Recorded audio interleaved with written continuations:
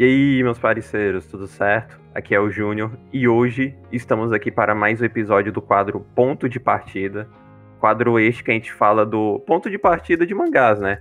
A gente fala do primeiro capítulo de diversas obras e que no episódio de hoje a gente vai falar do um Big Three, que não é o Big Three original, porque só tem um, né? Mas um trio de mangás que marcou uma geração, que marcou os anos 2010, principalmente da metade pra frente, né? Que é Boku no Hero Academia, Kimetsu no Yaiba e Jujutsu Kaisen. Esse trio da Shonen Jump semanal. E neste episódio eu não tô sozinho, porque eu tô com a Gabi. Boa noite, colegas de bancada. Boa noite, ouvintes. Como vocês estão? E com o Maitos. E aí, galera, vamos falar dos mangás fodas aí. Uma coisa que eu quero mencionar rápido é que obviamente, eu conheço todas essas obras, mas eu só conheço por bafafá pro nome, né? Então é a minha primeira experiência com essas três obras aqui, ó. Uhul, vixe Maria. Então, aí, ó, se vocês virem daqui a alguns meses eu lendo essas obras, foi por causa desse episódio aqui, né? Que o Maitos teve a ideia da gente fazer essa seleção aqui e comentar, né? Então, começando aqui por ordem cronológica, né? Com Boku no Hero Academia, mangá feito por Horikoshi Kohei, que começou a ser lançado na edição 32 da Shonen Jump semanal em 2014. E até o momento da gravação deste podcast, não sei se é até o momento que esse podcast vai estar sendo lançado. Eu espero que sim ou não sei. Boku no Hero está em atividade, né? Boku no Hero Academia é um mangá que ficou marcado pela vinda dos heróis na cultura de animes e mangás. Obviamente não só ele, visto que o One Punch Man também ficou famoso, só que o One Punch Man é mais focado em comédia, então não tô entrando tanto nesse mérito. Mas Boku no Hero Academia é a primeira obra de sucesso do Horikoshi. Óbvio que numa perspectiva atual a gente vê o Horikoshi como um nome enorme, mas se a gente for voltar em 2014... ele era conhecido como o cara que já foi cancelado 2 vezes na Jump, né? Isso é foda, hein? Isso é algo problemático, porque normalmente na terceira é a última chance que a Jump dá, né? Então, só vê que tem muito mangaka que, quando é cancelado 3 vezes, tchau pra revista e vai pra outra editora ou até para de publicar mangás, né? O Horikoshi, ele veio dos cancelamentos de Omagadoki Dobutsuen e Sensei Nobuji, mangás esses que a gente comentou no WJB, no WJB canal, porque foi no quadro Mangás Cancelados, né? Só que mesmo ele tendo sofrido esses cancelamentos, muita gente ainda tava torcendo pra ele dar certo, porque gostavam da arte. Muita gente, inclusive de fora, apostava no Horikoshi, né? Vídeo exemplo da Viz publicando Sensei Nobuji nos Estados Unidos, anunciando meio que quase na mesma época de lançamento, então as pessoas estavam apostando que ele ia dar certo, e ele finalmente deu com Boku no Hero Academia. Foi uma obra vinda de 2014, mas é uma ideia que já estava sendo maturada na cabeça do Horikoshi há muito tempo, né? É só tu voltar um pouco na linha do tempo que tu percebe que ele já tinha os protótipos do Boku no Hero Academia desde vários anos atrás do lançamento, né? E o Boku no Hero Academia acabou se tornando, historicamente, pelo seu tamanho, né? Mas também em relação ao momento que a revista estava passando, porque ele acabou virando o novo Naruto, né? Principalmente porque o Boku no Hero começou a ser lançado na mesma época que Naruto, né? Só que Naruto acabou mais ou menos, acabou também em 2014, né? Então ficou aquele espaço vazio, quem será que vai tomar o lugar? Será que seria o Black Clover? Será que seria alguma outra coisa? Mas acabou sendo Boku no Hero, né? Enfim, tacando aqui o contexto histórico do que estava acontecendo, o que vocês pensam da estreia de Boku no Hero? Eu vou começar falando que eu acho muito foda essa ideia do começo de que o Kohei Horikoshi, ele homenageia, né? Ele tem conhecimento sobre heróis, sobre esses estereótipos que nascem em volta, sobre toda uma estética por trás, né? Porque quando ele fala que com os poderes e com as peculiaridades é assim que a fantasia vira real. Aí você tem ali um quadro com o Devilman, tem um quadro com o Kamen Rider, o Spider-Man, enfim, vários heróis, não só da cultura ocidental, quanto do Japão mesmo, sabe? Acho muito foda. Importante acrescentar, só pelo comentário que eu fiz anteriormente, que obviamente existem heróis e sempre existiram na cultura de anime e mangá, né? Mas quando eu me refiro a heróis, é meio que muito baseado na forma que a gente pensa no Ocidente, na forma americanizada, na forma de comics DC e Marvel, né? Que é o que nem que tu falou que o Horikoshi tem muita inspiração nisso. E foi na época mais ou menos que tava estourando cada vez mais os filmes da Marvel. 2012 foi quando saiu o primeiro Avengers, Aí pouco depois, tipo, era o hype do momento, o filme de herói. Não é o tópico, mas acho que é bom mencionar pra isso que tu falou do apelo que as pessoas, o amor que as pessoas tinham pro Boku no Hero, que um pouco antes, mais ou menos na época que estreou o anime, já tinha muita gente que acompanhava o mangá falando assim, olha, esse vai ser o próximo sucesso, hein? Quem não leu o mangá de Boku no Hero, saiba que essa obra aqui vai virar a grande coisa no futuro, o próximo grande lançamento da Shonen Jump. E acabou sendo, né? Isso que tu falou, obviamente, é o que fez com que se tornasse popular, né? Mas como eu deixei mencionando, como eu acabei de mencionar, também não foi como se o Horikoshi tivesse só feito essa história única e exclusivamente porque ele queria surfar no hype, né? Eu acho que foi aquela coisa ele uniu o útil ao agradável, né? Ele já tinha interesse nesse tema e ele lançou uma obra na época certa, né? O Omagadoki Dobutsuen, ele tinha vários designs diferentes, né, antropomórficos. Então, quando você consegue juntar isso com coisas de poderes e etc, fica legal. Tu acha que é meio presunçoso falar que Boku no Hero é uma desconstrução desse tipo de história de herói? Não, porque ele tá pegando a tropa de sempre do cara que não foi escolhido, né? Não, mas eu não digo única e exclusivamente o Deco. Eu falo em relação à forma que ele tá querendo lidar com o universo de heróis. Eu não sei se desconstrução é o termo melhor pra utilizar, ou tipo uma outra visão da coisa. É que é aquilo, eu não tinha bagagens o suficiente pra dizer se ele tá de fato desconstruindo alguma coisa em relação a isso. Mas eu vejo que ele bebe muito dessa estética.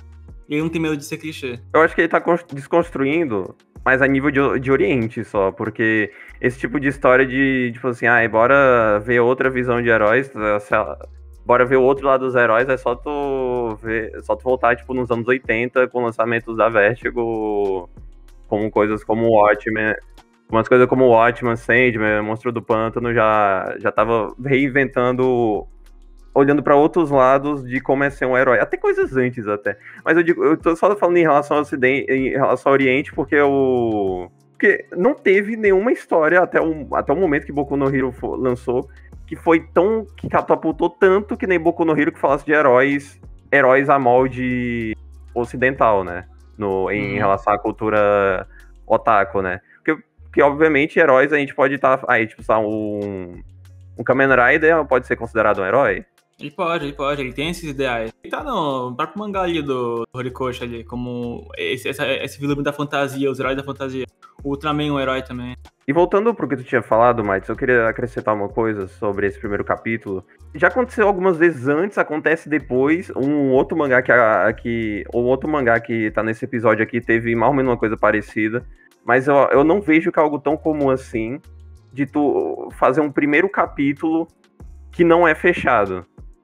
Não é fechado, eu digo no sentido de óbvio que quando tu termina o capítulo, tu entende que fica a entender que o Deku vai se tornar um herói e vai entrar na academia de heróis, né? Mas o capítulo, ele termina basicamente assim, olha, o All Might, eu vou te ajudar, Deku. O All Might falando, eu vou te ajudar, Deku. Aí tu fica assim, tá, ele vai ajudar, mas como? Ele faz um primeiro capítulo como se fosse ele estivesse usando os ganchos de um capítulo no meio da história, sabe? Uhum. É como se tu estivesse já imerso na história, lendo o primeiro capítulo já. Eu acho isso muito fascinante. Porque aconteceu isso comigo já. Aconteceu exatamente isso comigo lendo Boku no Hero. Obviamente, por questão de Boku no Hero ser famoso, eu já sei um monte de ideias e spoilers, né?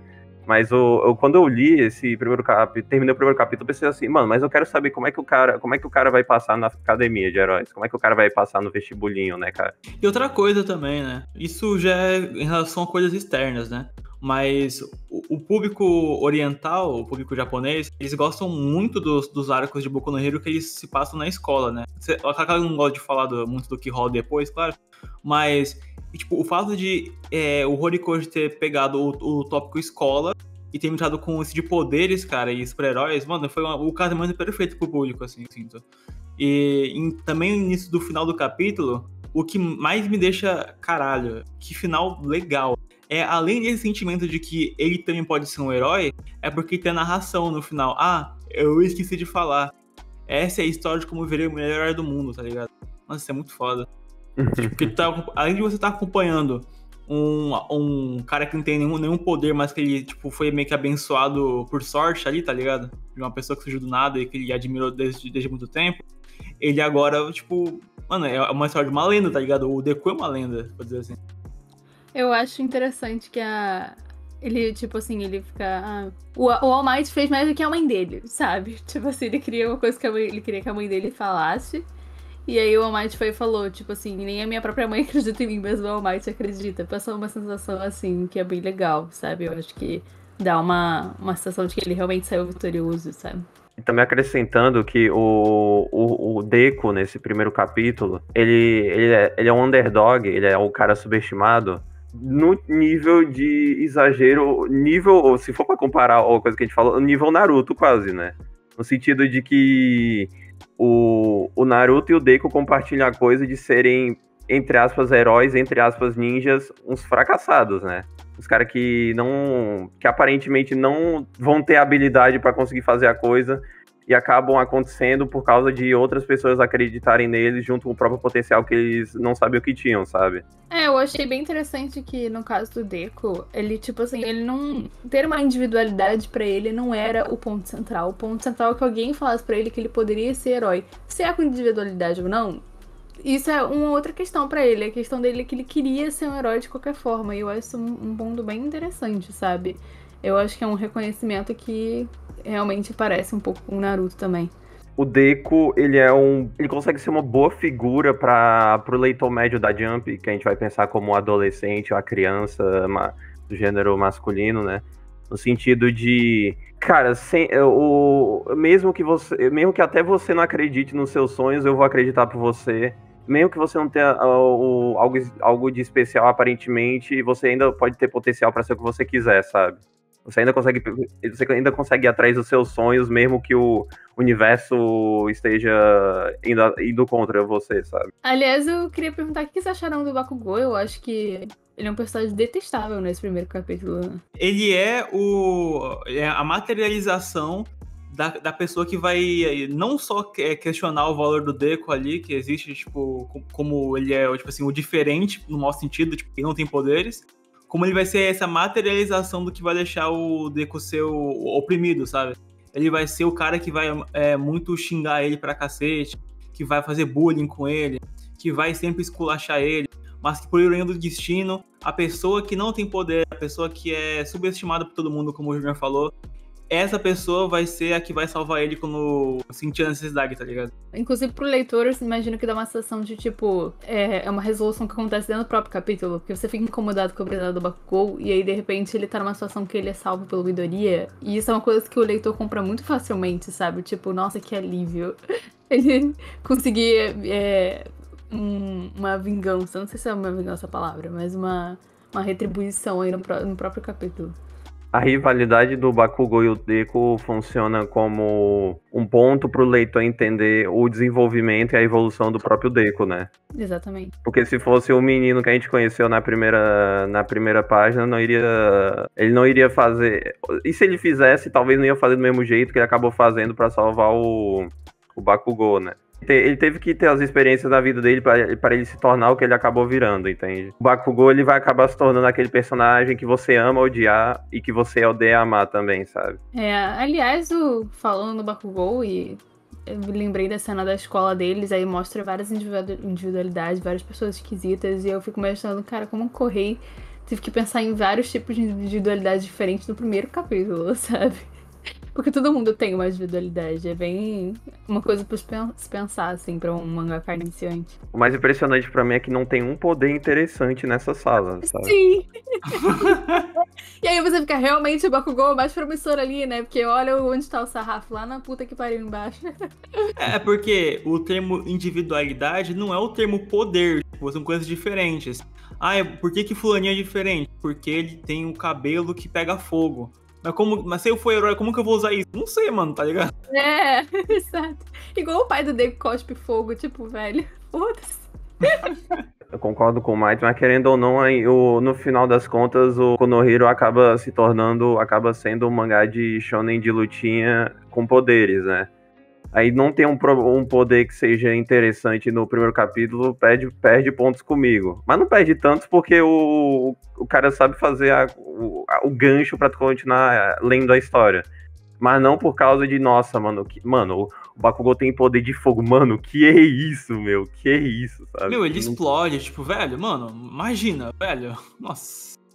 Não me cativou em nenhum momento nada em relação a poderes, né?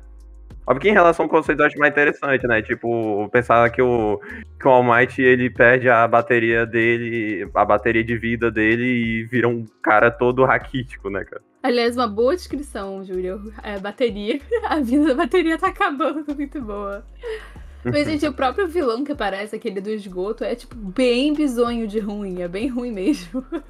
Eu acho que é só aquele... Como ele sabia que ia ser um vilão que ia ser descartável, rápido, bem rápido, ele não ia querer inventar alguma coisa muito além pra ver se marcava os leitores. Vide, fazendo outro paralelo aí, vide aquele primeiro vilão lá do Naruto, que eu nem lembro o nome lá, vocês devem saber.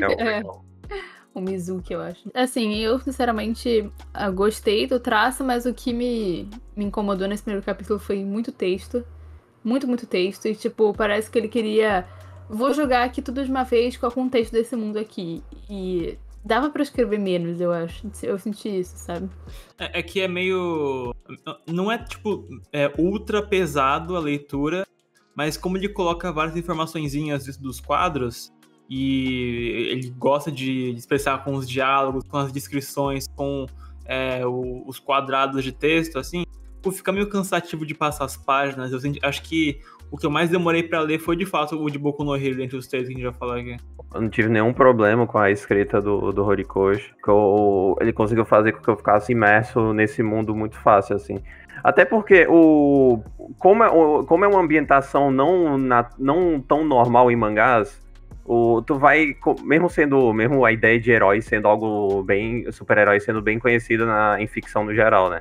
Mas por não ser algo tão habitual em mangás, eu fui tendo a leitura, tentando me interessar por universo, porque eu não sabia exatamente que tropos ele queria explorar, sabe? E se for pra fazer um paralelo com outras coisas, quando eu vejo que, sei lá, Jujutsu é uma escola de magia... Quando eu vejo que Jujutsu envolve feitiçaria e é meio que na cidade normal japonesa. Ou quando eu vejo que Kimetsu é uma história meio feudal com demônios. São dois tipos de história que eu já tô habituado. Então não preciso ficar lendo, tipo assim, nossa, mas essa história aqui a gente tá... É o Japão de 1120 e tem demônios. Os demônios não são o quê? Não quero saber isso. Enquanto em Boku no Hero, eu quero entender o que o Horikoshi tá querendo trabalhar, entende?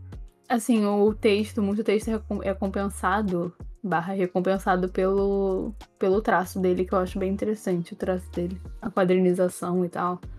Ele por ser um autor que já é veterano, por assim dizer, na Jump, tu não tem nenhum... O cara já aperfeiçoou a arte dele o suficiente, sabe? Se você for levar em conta que a primeira serialização dele foi em 2009 e Boku no Hero de 2014, o cara teve 5 anos pra ficar se aperfeiçoando do jeito que ele chegou pra fazer a história, sabe? Teve uma frase que eu já ouvi na vida, eu queria mencionar aqui. Óbvio que por primeira impressão não diz muita coisa, né? A gente teria que... Essa frase tinha que ser melhor desenvolvida lendo o resto de Boku no Hero. Mas eu já vi frases que a criatividade do Horikoshi foi acabando quanto mais mangás ele foi lançando. Eu não consigo falar isso, porque óbvio que tem gente que acha mais interessante, eu inclusive, tá? Tem gente que acha mais interessante um Battle Shonen de coelhos, um Battle Shonen de zoológico, do que uma história, um Battle Shonen de super-heróis.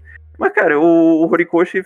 É que vanguarda é um termo muito exagerado de dizer. O Horikoshi foi pelo caminho dele, que ninguém tava trilhando, ou pelo menos ninguém tava trilhando com muito sucesso. Então eu não vejo que o cara resolveu só ficar jogando no óbvio. Ele resolveu fazer a história dele que ele queria, junto com um momento propício pra fazer isso. Então eu não acho que o Horikoshi meio que fez aquela situação que a gente até vê de vez em quando aqui no WJB, vendo alguns mangás cancelados de alguns autores famosos.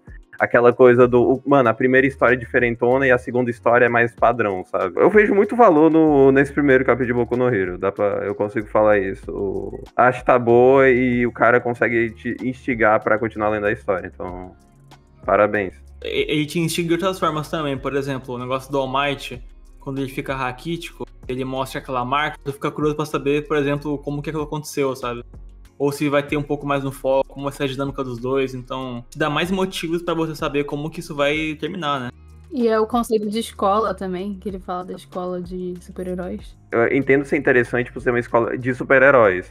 Só que aí quando tu ouve a palavra escola, já dá meio que arrepios, assim, de pensar de todas as coisas que a gente já ficou lendo de mangás no geral. Mas, né, por ser num ambiente diferente, mano, como é que numa escola de heróis os caras... Mano, quais são as matérias numa escola de heróis, gente? Acrescentando só na coisa do que o mais falou, da dinâmica All Might e Deco. Cara, é aquela coisa do... É aquela coisa padrão que a gente já viu 1 bilhão de vezes, mas ainda assim é muito legal de se ver. Da coisa do só o maior herói da história indo atrás ensinando o cara, entre aspas, um merdinha qualquer, que mesmo tendo seus poderes, ele é só um qualquer, mas ele tem algo a mais e vai se tornar algo a mais no futuro. Vai ser o maior herói da história. Deco vai pegar o legado do All Might, e é isso, né, gente? A história de ver a evolução do Deco e ver como é que o All Might vai ajudar a trilhar essa história. Então, passando aqui pro próximo mangá, Kimetsu no Yaiba. A história que bombou muito de forma inesperada, mas a gente não vai falar propriamente disso, porque aconteceu bem mais na frente da linha do tempo. A gente tá só em 2016, na edição 11 da Shonen Jump semanal. A gente tá lá e vê que uma tal de Gotogi Koyoharu lançou Kimetsu no Yaiba, que inclusive é bom mencionar que foi na mesma leva de Yuna e A Pensão Assombrada, tá? Então, 2 sucessos, a níveis diferentes, né? Mas 2 sucessos lançados na mesma leva, algo massa e impressionante de se ver.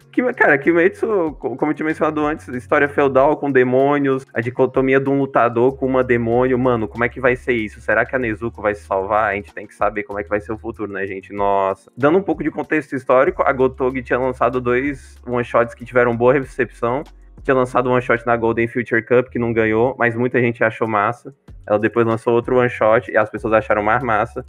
Só que mesmo assim, os editores da Jump resolveram que a autora tinha que fazer uma série que não se baseasse nessas histórias anteriores, né? Que a gente já comentou muitas vezes aqui no canal, né? Tipo assim, mano, lançou Hungry Joker, one shot, aí tem o mangá Hungry Joker. Não teve essa coisa muito direta, assim, com a Gotogi, né? Tem gente que questiona esse fato de se a arte da Gotogi é boa ou não, mas uma coisa que não pode ser tirada na história é que muita gente gostou das histórias da Gotogi por causa da arte.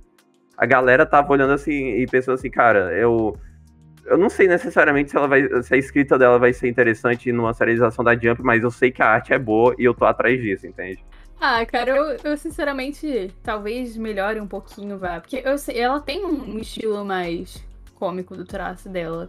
Mas eu acho que talvez melhore um pouco mais pra frente do mangá, mas pelo menos no primeiro capítulo eu achei genuinamente feia. Eu achei realmente feia por final, sabe? Não tem muito... Não é o estilo. Eu realmente achei que é mais falta de habilidade dela mesmo. Mas acho que funciona dentro do que ela quer escrever ali, né? Não atrapalhou o storytelling dela, sabe? Eu diria até que esse foi o capítulo, dentre os 3, o mais fácil de ler. O mais fluiu pra mim facilmente. Cara, mas eu super, eu li pensando, cara... Eu, na época, pensaria que seria um super fracasso cancelado esse mangá, tipo, nível Ice Red Jill, sabe? Não sei como essa merda que dá certo. Eu super pensaria isso, sabe? Tipo, por mais que não seja ruim, parece uma coisa muito... Sei lá, uma premissa que não me prende tanto assim, pelo menos. Não só isso de que não é só tu que não tava esperançosa. Vi de que antes do boom que teve Kimetsu no Yaiba em 2019 e 2020, se tu for voltar, as pessoas que comentam a Jump na época, como o próprio Nicolin, ou tu vê os vídeos que o Mangatube fazia de toque da Shonen Jump, tu vê assim, cara, Kimetsu é mangá de meio de tabela. Kimetsu é aquele mangá que vai ter de vez em quando uma página colorida, tem o seu público que gosta, mas não... Cara, é aquele mangá que, em teoria, era só pra... Aquele mangá que existiu, só. É aquele mangá que que na projeção da época era, tipo assim, vai ter um anime, as pessoas vão gostar, tem galera que não, talvez tenha a segunda temporada, talvez não, e é isso, sabe? É um mangá que as pessoas não pensavam que ia durar muito, não ia ser o grande sucesso, mas acabou sendo só, sei lá, o mangá, sei lá, o grande mangá dos últimos anos da Jump, sabe? Dos últimos 10, 15 anos da Jump, sabe? Então, é algo estrondoso com o Kimetsu se tornou um dos maiores mangás da história, né? Foi o processo inverso de Kagura Basho. Todo mundo botou muito hype e foi decaindo. E Kimetsu ninguém acreditou e virou hype. Exato. O Kimetsu, ele tem um negócio que ao mesmo tempo que me irrita e me deixa intrigado, que é algo que a gente já viu em alguns Yokai Hunters ou outros mangás de exorcista, ou que tem essa parada de tipo assim, ele pode ter um começo legal dessa própria forma, ter a sua identidade, mas quando chegar ali na segunda metade do capítulo, as últimas 10 páginas, que tipo, chega um cara e aí ele chama ele pra aventura, mano, essa parte mais... lá se vai a coisa que eu tava achando maneira. Que é o caso de alguns que eu já li ou já curti. Mas nesse caso, eu acho que ele mantém um tom semelhante no capítulo inteiro. Não acho que foi tão chocante assim a parte da morte ali dos irmãos. Até porque foram pouquíssimas páginas, pouquíssimas mesmo, assim. Está sendo generoso aqui. Não teve nenhum impacto a morte da família dele. Principalmente levando em conta que ele não sente nenhuma dor, basicamente, porque ele tem que salvar a Nezuko. Então tu não sente culpa de nada do que tá acontecendo, velho. Eu acharia mais interessante, é porque eu não sei como é que vai desenvolver a história, né? Eu acharia mais interessante se só tivesse a irmã dele e é isso, entende? Só tivesse a Nezuko, uma poça de sangue do lado da Nezuko, ele tentando salvar ela. Além de que nem tu falou que foi poucas páginas pra isso, tu não sente nenhum apelo com a família dele. Então quando, sei lá, quase todo mundo morre, tu não sente nada, tu só passa a página e esquece já. Inclusive tem um monte de nome de criança ali que claramente ninguém vai decorar, como até hoje nunca decorou. Então assim, os irmãos dele. E sem falar também de que é um ponto bom, né, até. Eu acho isso interessante nela, pelo menos. A Gotoge é muito direta, cara. Em que sentido? Porque, tipo, beleza, ele vai catar o... vai lá procurar negócio pra gente. Vai lá, aí a gente é introduzido que o diferencial do protagonista, por exemplo, no do Boku no Hero que a gente comentou agora há pouquinho, o Deku, o diferencial dele é que ele não é diferente. Ele não tem poder, tá ligado? Esse é o ponto. Aí, quando chega em Kimetsu, ele consegue sentir o cheiro, assim, das coisas. A gente sabe que existem demônios e que ele supostamente vai caçar eles, mas não existem poderes ocultos, tal como a Jutsu Kaisen, tá ligado? Então, eu acho que nesse ponto, assim, ele ligou uns pontos aqui a colar e fez ser um pouco mais direto. Não ficou enrolando tanto na parte da família, não foi tão demorado a parte que o Tanjiro foi e voltou, só que isso pra mim foi algo negativo, sinceramente, olhando em retrospecto, assim, porque como o Junior falou, não tem impacto nenhum quando a família inteira morreu, sabe? Ao mesmo tempo não tem impacto nenhum e é prejudicial pra narrativa, né? Mas eu sinceramente, eu fico pensando, será que eu realmente tava querendo saber da família dele? Será que eu tava, tipo, foda-se a família dele, eu só quero saber o que ele vai entregar aqui? Então, pessoalmente, eu dei graças a Deus que chegou logo na tragédia. Não tenho nada contra nem a favor, só que eu acho que era só um elemento que não precisava ser introduzido na história ou ser introduzido na história nesse momento, né? Que nem o Mads falou, pode dizer que, sei lá, por ele ser direto ao ponto, não tem tanto impacto, mas que nem como tu mencionou, o mangá é tão fácil de ler e flui tão bem lendo. Eu senti um pouco isso daí, lendo esse primeiro capítulo, que meio que quase inconscientemente eu já tava querendo passar a página pra ver o segundo capítulo. Mesmo que ele não tenha dado uma ponte tão interessante, porque, o Tanjiro leva a Nezuko pra esse cara aqui. Aí eu sei que vai ter o apelo do gente, mas como é que vai tentar salvar ela? Será que a Nezuko vai conseguir ser o salva? Será que essa história vai se tornar um humano forte como um demônio num mundo que demônios só devem ser mortos? Nossa, será que vai ter essa dicotomia, essa história vindo aí? Nossa, mas é um conceito que já foi tão explorado que eu acho que a Gotoge tem a consciência de que, olha, eu sei que essa história você já viu várias vezes, então não tem que ficar enrolando com coisas que você já sabe o que vai acontecer, sabe? Você já sabe como é que vai fluir essa história, então não tem que ficar explicando ou indo muito além do que tá acontecendo. Eu acho que se tivesse que explorar alguma coisa aqui, que talvez tenha sido melhor, é a Nezuko, porque ela só aparece em literalmente um quadro. Tipo, o Tanjiro a gente sabe que tem o talento dele, o pessoal da vila a gente gosta dele e tal. Mas a Nezuko literalmente é um dos irmãos que ele fala lá, então, tipo assim, a gente nem... Eu, sinceramente, se eu estivesse lendo pela primeira vez, se eu não tivesse aquele quadro inicial dele carregando a Nezuko, ela me passaria bem batida pra mim, entendeu? Então... Eu acho que essa é a ideia. Tipo, como são vários irmãos, a gente vai dar o mesmo valor pra eles. Porra nenhuma. Então, se fosse outro irmão ali no meio, tipo... A Nezuko morreu, mas é a outra que virou o demônio, sabe? Não muda basicamente nada no final. Tá? Sim, mas é porque no final ele fala, o Tanjiro fala, a Nezuko ela nunca mataria ninguém. E o Tomioka ele pensa, mas já teve um cara que falou isso mesmo e não deu bom e tal. Dá uma sensação de que a Nezuko é diferente, sabe? E aí você fica, tá, mas... Tipo assim, o Tanjiro a gente sabe que é diferente porque ele tem um talento de cheiro, sei lá.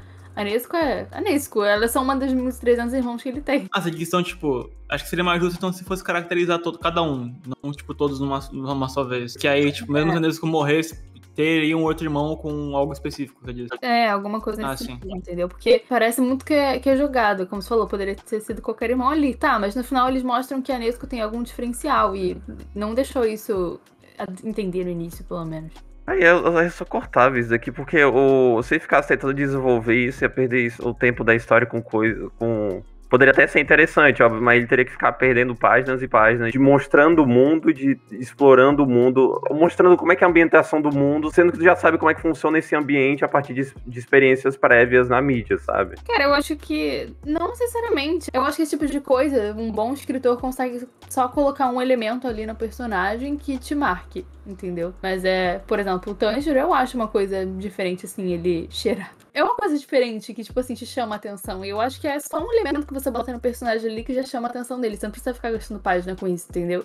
Eu acho que um bom mangaka, ou pelo menos alguém que se dedique aos seus personagens, teria capacidade de fazer isso. Mas eu sinto que a Gotoji, ela meio que nem tenta, entendeu? Mas aí ela estaria sacrificando um pouco da fluidez desse primeiro capítulo pra botar recordatório ou balões de fala. Então eu não sei se seria mais interessante ou não. Sinceramente, essa discussão é meio merda, né? Porque isso é um fato que não tem importância quase nenhuma. Eu acho que isso fala sobre o capítulo porque, tipo, é meio vazio. Então, tipo, a gente fica teorizando que poderia ser... Tá gastando tempo com um primeiro capítulo que não é tão especial assim, só. É que dá pra dizer isso daqui, que que nem a gente acabou de mencionar. Cara, o Kimetsu, óbvio que tem o seu valor, né? Tu falar que Kimetsu teve sucesso sem merecer, tu tá sendo muito escroto, né? Mas cara, é um sucesso que ninguém esperava e é um mangá que a gente não esperava que se tornasse algo tão grande. Possivelmente nem a Gotoge pensava isso. Então, cara, é meio broxa ficar falando de um dos maiores mangás da história, sendo que ele acabou não sendo algo tão especial assim, em relação a roteiro, ou arte, ou narrativa, sabe? Enfim, né? Vocês têm alguma coisa a mais pra acrescentar de Kimetsu aqui nesse primeiro capítulo? É vazio, mas é fácil de ler.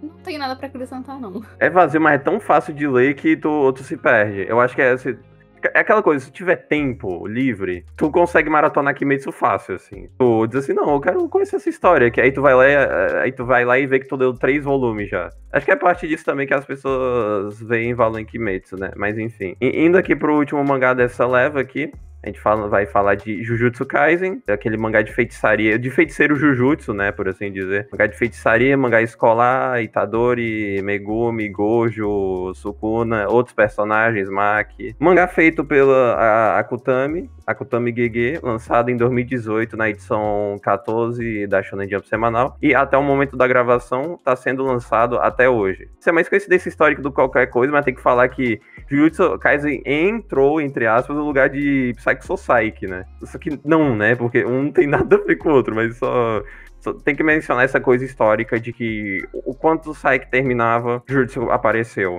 Jujutsu Kaisen começou em 2018, mas hoje o Jujutsu Kaisen que a gente conhece, né? Porque antes a Akutami tinha lançado na Jump Giga o Jujutsu Kaisen Zero Tokyo Toritsu Jujutsu Koutou Senmon Gakkou, vulgo Jujutsu Kaisen Zero, né? Foi um sucesso tão estrondoso que ninguém pensava que eles terminaram essa serialização. E foram pra Shonen Jump semanal, ver se Jujutsu Kaisen conseguia alavancar mais público, e acabou alavancando, tornou um dos grandes mangás dessa geração, né? Então, tacado aqui esse contexto, o que vocês pensam desse capítulo 1 de Jujutsu? Cara, eu achei muito parecido com o primeiro capítulo de Bleach, que a gente já comentou nesse quadro aqui, porque eu senti, tava falando com o Minds, inclusive, eu senti uma vibe, tipo assim, o Megumi, ele é totalmente a Rukia que foi fazer uma missão, e aí não conseguiu, e aí sobra pra um cara que é totalmente iniciante resolver a missão, sabe? Ou, tipo, sobra pra ele fazer alguma coisa. Então, achei uma vibe bem Bleach, assim. E também o fato de ser uma coisa mais espiritual. E me lembrou Bleach também. Então, de forma geral, eu acho que talvez as pessoas... De duas, ou a pessoa vai odiar porque parece uma cópia de Bleach. Pessoa que tá lendo pela primeira vez. Conhece Bleach, obviamente. Ou então ela vai amar porque remete a ela uma coisa que ela já curte, sabe? Como eu citei quando fui falar de Demon Slayer... vulgo Kimetsu no Yaiba, o que normalmente me distancia um pouco das histórias, ou que me deixa mais... vamos lá. Quando eu dei o capítulo 1, é quando aparece o mentor, quando aparece a pessoa que vai... O mensageiro, no caso lá, vai o Bleach, por exemplo, tem a Rukia. e aqui tem o Fushiguro, porque aí normalmente ele vai direcionar o tom da história ou a vibe pra outro caminho. Tipo, vira um recrutamento pra sair do dia a dia normal, tá ligado? Então a gente tem uma construção inicial ali do Itadori com a turma de ocultismo, ele é um cara muito forte, diferencial, mas ele prefere ainda ficar na parte de sobrenatural e tal. E aí ele, numa de coragem, vai lá, ele come o dedo da maldição fodida lá. E aí, quando vai ter a luta, o capítulo acaba no ápice. Meu Deus, meu Deus, meu Deus. Nesse caso, eu sinto que essa pausa ou essa travada de que, tipo, no Kimetsu ainda tinha meio que um ciclo, se for dizer assim, porque o Boku no Hero ele acaba no ápice, mas é no sentido emocional, catártico. E aí, nosso capítulo 1, mano, quero ver o próximo por causa disso. O Demon Slayer estão indo pra algum lugar. O Jujutsu Kaisen acaba no meio de uma luta, né? Então, nisso ele parece com o Bleach também. Não só isso do Bleach em relação a tudo isso que vocês falaram, tem que mencionar também que dá pra ver que, comparado a essas 3 histórias, e comparado a muitos mangás de shonen no geral, esse tem um bom apelo, obviamente é mais sério do que qualquer coisa, mas ele tem um bom apelo em comédia, né? Só ver o diálogo do Itadori com o avô dele, né? Muito bom. O avô diz assim, olha, não se arrependa das coisas, tente salvar as pessoas, aí ele morre, aí é só isso. Meu avô morreu. É muito bom, tipo assim, eu queria morrer de uma forma dramática, o Yuji. Ai, mas tá bom já, você sendo ranzinza, tá bom. E também o monte de caras e bocas que ele vai fazendo no meio do mangá, assim, fazendo além da comédia no texto, fazendo a comédia visual também. Dá pra ver o que Bleach tinha isso e comprovando que Jujutsu, ele vai ser sério, mas vai ter os seus pontos de graça, né, cara? Ele não vai ser tão pesado assim, porque vai ter alguma coisa pra fazer com que você volte um pouco no humor, no teu pensamento na história. O que eu tô prevendo que vai acarretar em, por exemplo, muitas lutas mais sérias, muitas cenas sérias, aí ele do nada vai fazer alguma luta, alguma quebra de expectativa com comédia que vai fazer você pirar, assim, vai dar aquela risada inacreditável, dizer assim, mano, nem fudendo, dizer assim, mano, não acredito que a Akutami fez, cara, isso é macho, meu Deus. Tava olhando aqui, tem uma parte que o Yuji fala que ele leva flores pra avô, mas não é pra avô, pras enfermeiras. Gente, a comédia é ótima desse capítulo. Mas inclusive, eu acho engraçado que normalmente, né, os protagonistas, eles têm, pelo menos, pensando assim, por exemplo, Naruto, que foi posta uma raposa dentro dele. E, tipo, o Yuji não. O Yuji, ele só engole um dedo, ele, tipo assim, se rende aos pensamentos intrusivos dele e engole um dedo, entendeu? Então, tipo assim, é uma quebra de expectativa, é uma coisa meio bosta, assim, mas ao mesmo tempo é engraçada, porque ele é apenas um adolescente inconsequente, sabe?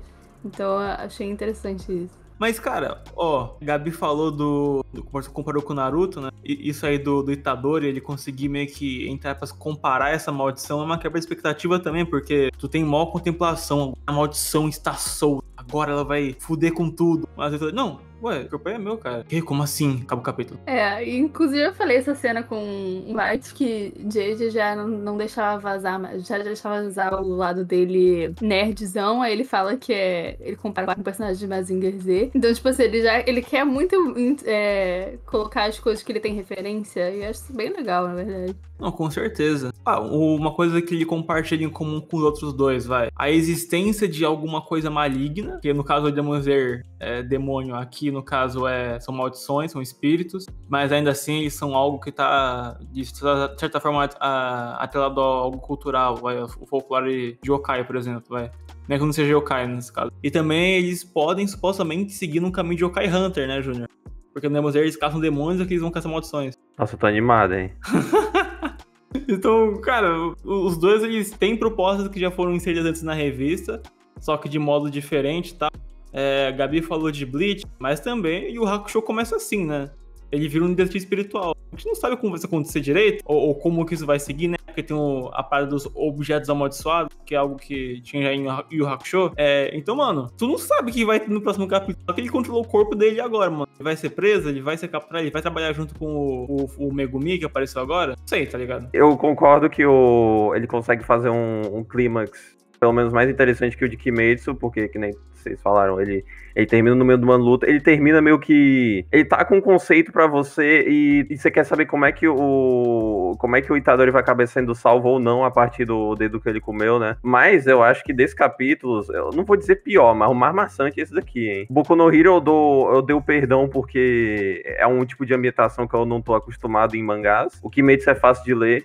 Enquanto Jujutsu, cara, história de caça demônios, caçar yokais, escola, adolescente com poder, é uma coisa que eu já vi tanto, que quando eu vejo esse monte de texto, fica assim, ai, cara, eu não preciso ficar lendo tudo isso, porque eu já sei o que a autora tá querendo fazer, entende? Uma coisa que eu pensei também desse capítulo, que o Itadori, ele é um protagonista que já vem forte, né? Ele já é forte, ele não é sem individualidade como o Deku, e ele não tá numa posição de vulnerabilidade como o Tanjiro. Então, tipo assim, é uma coisa interessante, acho que pelo menos na minha parte me instigou minha curiosidade, mas eu entendo que pros leitores podem ser uma coisa meio tipo, não tem nada que eu me identifique aqui, talvez. O que a gente tenta te falar do capítulo na época, a gente tá gravando vários anos depois que esse primeiro capítulo foi lançado, então a gente tem uma visão diferente, tá num zeitgeist diferente do lançamento. Então não ajuda tanto saber que Jujutsu é uma obra tão amada e odiada por muitos, né? Então tu fica naquela dúvida se realmente vale a pena continuar por causa de tanta polêmica e opiniões que as pessoas têm com Jujutsu. Mas no final das contas, por esse primeiro capítulo, eu acredito que também vale a pena ler. Mesmo que seja única e exclusivamente por curiosidade de saber como é que o Itadori vai se tornar no próximo capítulo, né? E aliás, eu não sei se o volume 0... muita gente leu na época, o volume 0 de Jujutsu, não tenho noção disso, mas eu acho que, tipo assim, pelo menos quem leu tem noção de que o JJ tem uma proposta, mas aqui ele traz um protagonista diferente, então acho que também vai gerar essa curiosidade em relação ao Itadori. Mas enfim, alguma coisa a mais a acrescentar? Esse foi um daqueles capítulos que eu tava lendo, passei... Acabou já? Assim. Não teve uma luta, assim, né? Não teve... Pelo menos, tipo, os outros teve um momento de auge, assim, clímax, que é sei lá, quando o Bakugou foi capturado, ou quando o Tanjiro teve que lutar contra o Tomioka. E aqui não tem muito isso, né? É mais uma confusão generalizada e termina no gancho pro próximo. Eu acho que isso daí comunga com o que eu falei de maçante, porque Boku no Hero tem muito texto, mas acontece muita coisa. Kimetsu tem pouco texto e acontece pouca coisa, enquanto aqui tem muito texto e acontece pouca coisa, né? Porque obviamente, eu entendo isso daí, porque ele tá querendo explorar um pouco de como funciona, como tá funcionando aquele ambiente, tá querendo explorar como é que é o personagem Itadori, aparentemente o protagonista dessa história, então a Akutami tá resolvendo tirar essas páginas pra explorar o personagem, né? Mas se tu meio que parar pra pensar, o mangá começa a acontecer, o primeiro capítulo começa a acontecer de verdade a partir da metade dele, né? Então meio que óbvio que tem objetivo, mas fica pensando que foram páginas e páginas até acontecer alguma coisa mesmo que vai ser impactante pra sequência da história, entende? E mais uma vez lembra Bleach, porque Bleach acaba o capítulo com o Ichigo virando Shinigami. E é isso, aí você fica tipo, tá, não é um primeiro capítulo que se conclui dentro dele mesmo. Concordo com tudo que ela falou, porque é realmente isso. Enfim, eu acho que é isso. Alguma coisa a acrescentar em relação ao Jujutsu? Não, acho que não. Não, a galera curtia já o capítulo 1, já era fã do que a Akutami fez, né? Mas é legal que ele, ou ela, não sei, até onde a gente tá gravando aqui não tem um gênero definido, né, pra Akutami. Mas é curioso que, tipo assim, nenhum personagem que a Akutami colocou em todos os capítulos que ela publicou na Jump Giga com o Zero estão aqui. Não tem o Gojo, não tem o Yuta, não tem a Maki, não tem ninguém. Só tem o Fushiguro, que é um cara novo, e o Tori também. Acho que é a escolha certa, né? Porque mesmo mesmo a Akutami tendo ganhado projeção com o Jujutsu Zero, tá indo pra uma nova revista com um público bem maior do que em relação à Giga, né? Então tu começar como se fosse um capítulo 5 em vez de um capítulo 1, as pessoas vão ficar com raiva, assim, muita gente não vai querer ir atrás, ou vai ficar querendo esperar que alguém diga se esse mangá presta, em vez de começar lendo do primeiro capítulo. Ou então introduzir de novo o Yuta, pra quem leu já vai encher o saco. Fazer um capítulo 5 que é igual ao capítulo 1, só que na mesma parte em parte do universo diferente, sabe? Tipo, começar o Naruto pós-time skip e introduzir o Naruto de novo, sabe? Enfim, eu acho que a finalização que eu posso dar para essas 3 histórias aqui é que, primeira coisa, eu acho que mesmo sendo 3 obras sólidas e 3 grandes obras que marcaram a geração, eu acredito que vai com certeza ter alguém nos comentários possivelmente xingando a gente pra gente falar que talvez esse seja o grande trio da geração, e a gente não mencionar Black Clover, mas eu só quero dizer que a culpa é do Maitos, tipo, não é nem do Maitos, a ideia não foi única e exclusivamente dele, mas enfim, só sei que a culpa não é minha, porque eu defendo Black Clover, tá? Eu lutei para Black Clover estar aqui, só que por forças exteriores não aconteceu, né? Não, mas eu acredito que mesmo as nossas críticas, a gente consegue ver por que esses mangás conseguiram durar, né? O Kimetsu menos, mas aí a gente vai falar, mas aí isso merece uma live especial Kimetsu, discutindo Kimetsu e o seu efeito na cultura pop mundial e japonesa, né? Mas, de qualquer jeito, eu não vejo... Nenhum desses primeiros capítulos chega a ser ruim. E nenhum desses primeiros capítulos eu vejo como não mereceu ir além. Todos mereceram, vai. Todos mereceram ir além. Todos mereceram ter o seu momento na história. E é isso. Clap. Então, o Maitos, o que você tem a acrescentar desse trio? Cara, esse quadro aqui do canal, o Ponto de Partida, é um dos que eu mais gosto. Porque, cara, o capítulo 1 revela muita coisa de uma história. Cara, muito mangá que dá certo. E você lê o capítulo 1 e percebe.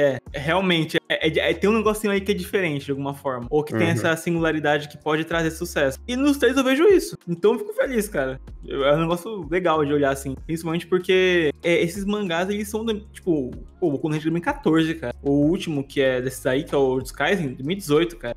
Tipo, não faz muito tempo, assim. E a gente consegue já ver agora esse sucesso estrondoso. Então é louco ver que o que alguns mangás que a gente já comentou no passado foram pra aquela época, tô fazendo pra nossa aqui, sabe? Muito foda. A gente já consegue ver a história sendo escrita mesmo não estando tão distante dela, né? Isso. É interessante isso. E você, Gabi, o que tem a acrescentar sobre esse trio? Eu achei bem interessante, achei mais interessante. Eu não tenho muita experiência na Weekly Shonen Jump, então eu agora inclusive vejo esses capítulos, esses mangás que estão sendo lançados agora, que toda hora é cancelado, um entra o outro. Inclusive, enquanto a gente tá gravando isso aqui, existe uma discussão qual vai ser o próximo maior mangá da Shonen Jump, né? Porque eles têm conseguido manter um ritmo bom de lançamento. E Jujutsu e Boku no Hero vão acabar. Então, eu fico tipo, cara, eu que não tenho experiência, fico tipo, será que um dos que a gente tá lendo agora tem potencial pra se tornar esse fenômeno que viraram esses três? Então, é bem interessante, assim, pensar nesse sentido olhando pro primeiro capítulo, sabe? Então, achei interessante gravar esse episódio. E, particularmente, aliás, eu queria falar que vocês falassem qual foi o capítulo que vocês... Tipo assim, se eu tivesse que escolher um pra continuar lendo, assim, eu acho que é Kimetsu todo mundo, né? Acho que todo mundo concorda. O Kimetsu é o mais fácil de ler. Porque é o mais fácil de ler dos três. Mas de ler, digo, pra continuar a história em relação a fluir bem, assim. Mas o que me deixou mais curioso é Boku no Hero. Mesmo que eu saiba que o Deku vai ser aprovado na Academia de Heróis, eu ainda quero saber o que o All Might fez pra ele pro Midoriya chegar onde ele chegou. Chegar onde ele irá chegar. Exatamente. Pra mim é a mesma coisa. O Kimetsu, eu pessoalmente, semanalmente, ia gostar mais de ler, porque eu acompanho vários mangás. O que mais me deixa cansado de ler são aqueles mangás que tem muito texto, de alguma forma, com os painéis e tal, com os quadros. E que aí leva um pouco mais de tempo. O Kimetsu, nossa, eu leria facinho e ficaria curioso pra acompanhar, por mais que seja algo que aponta, vá para lá. Então, vai, sei lá, o que pode ter lá. Então, tipo, a história não começou ainda de fato, sabe? Então, acho que Kimetsu, mas Boku no Hero chama muito mais a atenção. Eu já fui muito fã de super-heróis no passado, então isso resgataria minha nostalgia com isso. Então, Boku no Hero e Kimetsu. Junto com o Boku no Hero, que é, não levando em conta que a gente tá em 2014 e que a gente tá em 2024, levando em conta que a gente já fez 2 cancelados de mangás dele, né? Pelo menos eu e o Mais estavam presentes nesses 2 episódios, então meio que é natural a gente ler a próxima obra de alguém que a gente já leu 2 mangás, então... Que mesmo com os problemas em Omega Dokizu e do Sensei Nobuji, tinha algo a mais e a gente queria saber se ele realmente conseguiria se superar agora. Aí, pra continuar fazendo propaganda aqui, Jujutsu Kaisen seria uma boa, né? Porque também teve podcast de Jujutsu Kaisen, só que no caso de Jujutsu Kaisen 0 aqui no podcast, no WJ Review, vão lá atrás, né? E se tiver curtido o podcast aqui, pô, deixa um like, né? Ou deixa 5 estrelas aqui no Spotify pra dar aquela força, por favor. Então, Gabi. Eu acho que, talvez, pela facilidade em ler, seria Kimetsu. Mas o que eu me interessei mais saber o que acontece a seguir é o Jujutsu Kaisen, justamente porque não é um capítulo fechado. E Boku no Hero eu me interessei pelo enredo, talvez mais que os outros 2, mas tem muito texto, então eu acho que o meu lado preguiçoso falaria mais alto. Então eu diria que tô mais pendendo pra Jujutsu e Kimetsu. Maravilha. Então, nas despedidas aqui, agora, Maitos, alguma coisa a acrescentar, alguma propaganda que você queira fazer sua e o tchau. que seria interessante. É isso aí, né? Ouçam outros podcasts que fizemos aqui desse quadro e as lives semanais que tem aqui no canal, no YouTube, claro, se você estiver vendo no Spotify, mas no YouTube lá tem, então é só checar. E ouça os podcasts de O Magaluki do Butsuen, Sensei no Bulji e Jutsu Kaisen Zero. Exato. E Gabi, palavras finais? Bom, gostei de falar sobre esses mangás aqui.